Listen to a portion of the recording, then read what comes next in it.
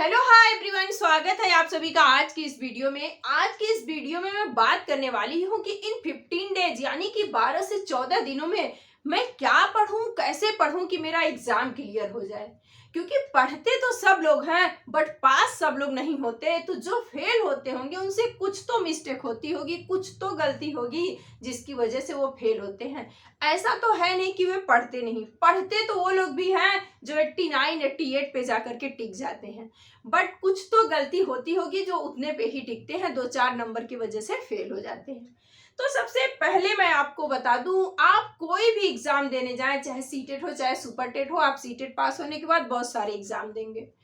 तो आप कोई भी एग्जाम देने जाएं, उस एग्जाम को देने से पहले आप सेम शेड्यूल पे खुद घर पे एक बार प्रैक्टिस जरूर कर ले। यदि आपका 3 घंटे का पेपर है तो आप 3 घंटा अपने घर पे ही अपने घड़ी में ही अलार्म लगा के बैठ जाइए कि मैं प्रीवियस ईयर क्वेश्चन पेपर लेकर के इतने ही टाइम में पूरा पेपर सॉल्व करूंगी। यदि आप पहले दिन नहीं कर पाते तो दूसरे दिन कर ले जाएंगे, दूसरे दिन नहीं किए तो तीसरे दिन कर ले जाएंगे। अभी भी आपके पास 14 से 15 दिन टोटल बाकी है। यदि आप ऐसा करते हैं तो यदि घर पे गलती होती है तो वो सुधारी जा सकती है, बट यदि एग्जाम हॉल में वो गलती करते हैं तो वो गलती नहीं सुधरती है, फिर डायरेक्ट आप फेल हो जाते हैं। क्योंकि टाइम मैनेज करना बहुत बड़ी बात होती है सीटेट जैसे एग्जाम के लिए। और जरूरी नहीं है कि इस बार का एग्जाम ऑफलाइन है तो नेक्स्ट टाइम भी ऑफलाइन ही होगा। ये भी हो सकता है कि पूरा सिलेबस चेंज कर दे, क्योंकि 2011 से लेकर के अभी तक जितने भी एग्जाम हुए हैं उनका सेम सिलेबस रहा है। तो नेक्स्ट का हमें वेट नहीं करना है, इस बार ये हमें अपना एग्जाम अच्छे से क्लियर करना है। तो अब हम आपको बता दें कि इन 12 से 14 दिनों में आपको क्या करना है। सबसे मेन और सबसे पहली बात है कि आप अपना रिवीजन करें और कुछ ना करें। यदि आप नई चीजें पढ़ने जाते हैं तो वहां आप अटक जाएंगे।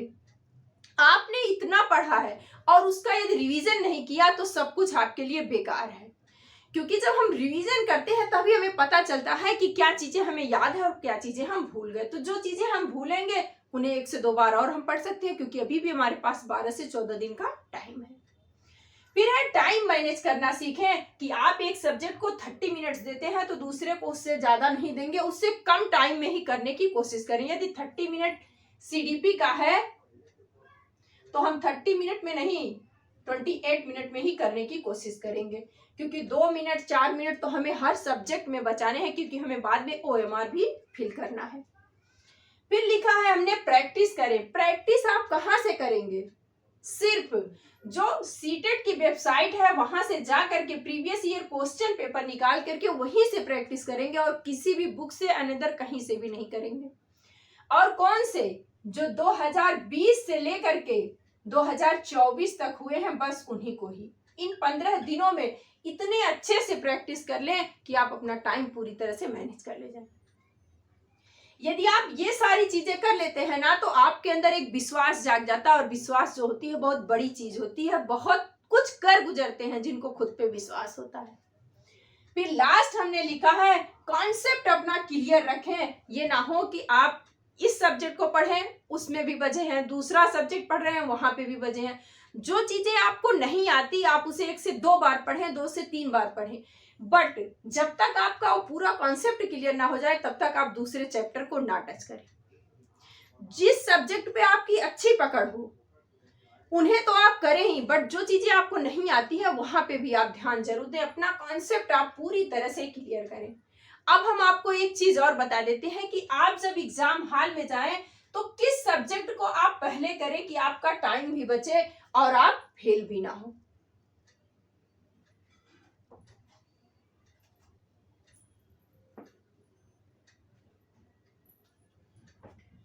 सबसे पहले हम क्या करेंगे? सीडीपी। सीडीपी इसलिए करेंगे कि सीडीपी के जो 30 क्वेश्चन होते हैं वो कहीं ना कहीं पेडागोजी से रिलेटेड होते हैं, और यदि आप 30 नंबर की सीडीपी अच्छे से कर गए तो आप पेडागोजी भी कर जाएंगे। और सीडीपी जो पूछी जाती है ये बहुत ही इजी होती है। कुछ ऐसे मनोवैज्ञानिक, कुछ ऐसे सिद्धांत हैं जहां से ही बार बार क्वेश्चन पूछा जाता है। एक एक सिद्धांत से, एक एक टॉपिक से 2-2 3-3 क्वेश्चन पूछ लिए जाते हैं सीडीपी में। ये चीजें ईबीएस में, इंग्लिश में, हिंदी में नहीं होती है, बट ये चीजें सीडीपी में होती हैं। जैसे पियाजे हुए, पियाजे, कोहलबर्ग, कोहलबर्ग, बाइगोस्की, बाइगोस्की,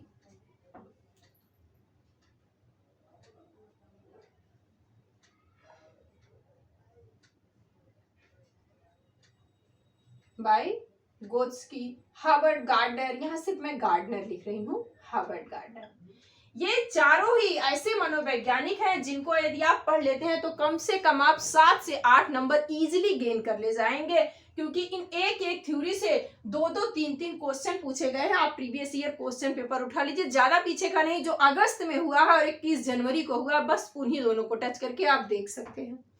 इन सबको हम मिला के एक ही वीडियो में इंक्लूड करके पढ़ाई हूं। यदि आपको देखना है तो हम डिस्क्रिप्शन बॉक्स में लिंक ऐड कर देंगे, आप वहां से देख सकते हैं।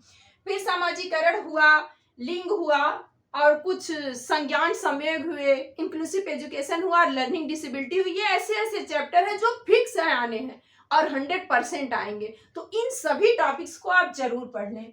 फिर बात आती है हिंदी की और इंग्लिश की। 2 लैंग्वेज पूछी जाती है, एक लैंग्वेज फर्स्ट होती है, एक लैंग्वेज सेकेंड होती है। फर्स्ट लैंग्वेज में भी 15 नंबर के पैसेज पूछे जाते हैं और सेकेंड लैंग्वेज में भी 15 नंबर के पैसेज पूछे जाते हैं। 15 नंबर की पैसेज होती है, 15 नंबर की क्या होती है, पेडागॉजी। यहाँ पे भी 15 नंबर के पैसेज होते हैं और 15 नंबर की पेडागॉजी होती है। तो यदि आप पैसेज की भी अच्छे से प्रैक्टिस कर लेते हैं तो यहाँ पे भी आप अच्छा नंबर गेन कर सकते हैं, क्योंकि पैसेज के जो क्वेश्चन पूछे जाते हैं उनके आंसर पैसेज में ही छिपे होते हैं। 1-2 नंबर की बेसिक ग्रामर पूछी जाती है, उतना तो आपको आता ही होगा, क्योंकि आपने high school, inter, BA, BEd, BTC करके यहाँ तक आए होंगे। फिर बात आती है 4th नंबर पे, आपको ईवीएस करना है। ईवीएस क्यों बोल रही हूँ, क्योंकि मैथ से इजी होता है ईवीएस। ईवीएस में भी कुछ ऐसी चीजें फिक्स हैं जो पूछी जाती हैं, जैसे पशु से, पक्षी से, मकान से, अलबरूनी से। इन सभी टॉपिक्स की वीडियो मैंने संपूर्ण ईवीएस करके एक ही वीडियो में इंक्लूड करके पढ़ाई हूँ, उसका भी डिस्क्रिप्शन बॉक्स में लिंक ऐड कर देंगे, आप वहां से पढ़ सकते हैं। फिर उसके बाद कुछ ही कंटेंट ऐसे बचेंगे जिन्हें आपको ईवीएस में पढ़ना होगा। यहाँ पे भी 15 नंबर के कंटेंट के क्वेश्चन पूछे जाते हैं और 15 नंबर की क्या है, पेडागॉजी। इसके लिए हमने पहले ही आपसे कहा कि आप पेडागॉजी पे विशेष ध्यान दीजिएगा, क्योंकि 75 मार्क्स की पेपर 1 में पूछी जाती है और 65 मार्क्स की पेपर 2 में। सबसे लास्ट में आप मैथ करिएगा, क्योंकि मैथ के जो क्वेश्चन होते हैं थोड़े से टिपिकल होते हैं, अदर एग्जाम के कंपेयर में देखेंगे तो इजी होते हैं, बट इनको सबसे लास्ट में करिएगा। मैंने भी जब भी अपना सीटेट का पेपर 2 बार दी हूँ, एक बार ऑनलाइन, एक बार ऑफलाइन, दोनों ही टाइम में मैंने इसी स्ट्रेटेजी से अपना एग्जाम दिया था और क्लियर किया था। स्कोर पहली बार कम था, इसके लिए हमने दूसरी बार किया, लेकिन हमने जब भी किया है इन सभी चीजों पे ध्यान दिया है, पेडागॉजी, टाइम मैनेजमेंट, और जितना भी पढ़ा था उसका रिवीजन किया था। आई थिंक ये सारी चीजें आपको समझ में आ गई, और यदि इन्हें आप फॉलो करते हैं तो 100% आपका एग्जाम निकल जाएगा। और यदि नए होंगे तो चैनल को लाइक, शेयर और सब्सक्राइब भी जरूर करिएगा, क्योंकि इन 12 से 15 दिनों के अंदर हम आपको कंटेंट प्लस कुछ ट्रिक्स के, टिप्स के वीडियोस भी बताते रहेंगे, क्योंकि जितना पढ़ना जरूरी होता है उतना ही स्ट्रेटेजी बनाना भी जरूरी होता है। तो नेक्स्ट वीडियो में मिलते हैं नेक्स्ट टॉपिक के साथ। Bye bye.